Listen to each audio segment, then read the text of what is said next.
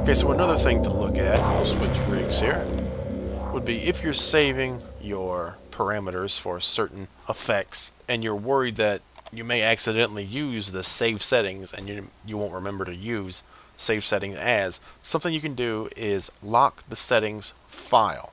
Alright, so I'll click lock settings file. Boom. Now you see a little lock appeared right next to this test 2. So I choose test 1, lock is gone. Remember we changed the frequency band here to 596 on test 1 here. So test 2 is locked, test 1 is not.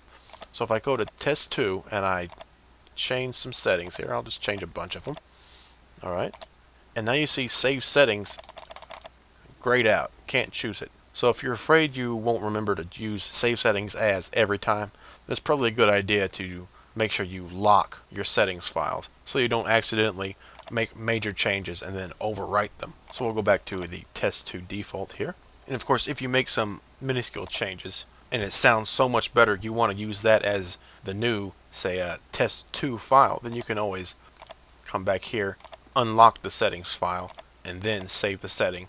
And that will be your new setting. It will overwrite that old setting. Then you can come back and lock the file again so you don't accidentally overwrite it. So another way that save effect presets might be useful would be when you're testing out a couple different settings when you're trying to put together a new rig, and you may not remember the settings you had beforehand since we don't have a compare button right here. So say I'm putting together a new rig here, and I really like the sound it's set on now, but I'd like to try something a little different. So you're strumming your guitar, you're adjusting things a little bit here, a little bit there, a little bit here, a little bit there. Alright. Now we already have this rig saved, so anything I change is not going to be saved, and I can always get back to it just by reloading the rig file. So I'm making these changes while I'm strumming along on my guitar. Okay, all of a sudden, boom, that change just makes all the difference in the world. But I want to go back and hear my original rig file, just, kind of compare. Well, one thing you could do, of course, is save the entire rig file. That's easy enough to do. But another option you have would be to use the effects presets area. And this is the same for all of the effects. I'm just showing the amp at this point. You could click this down arrow. Of course, you could save the setting and then recall it. Another thing you could do is copy settings. So we'll just copy these settings, and then we'll go back and I'm going to reload this rig. So it reloaded its defaults. Now I can strum my guitar, play through it. Alright. And now I want to rehear the changes I made. So I'll hit paste settings, and there are settings for the amp, the cab, the mic, are back to what we were testing and going back and forth. So we can go back and forth, back and forth, back and forth.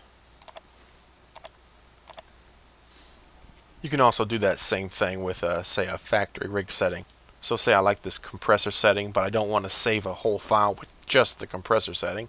So you could click the down arrow and just choose copy settings and then go back to a rig. You really like that compressor setting, so we'll try it here. So we'll hit paste settings, and there we go. The settings from that factory rig were pasted. You can do that with all your different effects, your amps, etc., etc. Rigs you download, factory rigs, rigs that are installed on your 11 rack, rigs that you just load from your computer. You can copy a setting, paste it onto another one, save the setting, whatever you want to do. It's a very powerful feature. So we'll just look at a couple more things here. We'll click the effect presets, and there's import settings. That's kind of self-explanatory. If there's a effect setting that's not loaded in your effects presets folder, wherever you have that saved at, either your root folder or your session folder, and it's not loaded in one of those areas, then you would choose import setting. Then you could import that setting into that folder and be able to use it. So another setting to look at is delete. So that's self-explanatory. We've already looked at the lock settings file, and now we'll look at set as user default. Now we'll go over to the mod for this.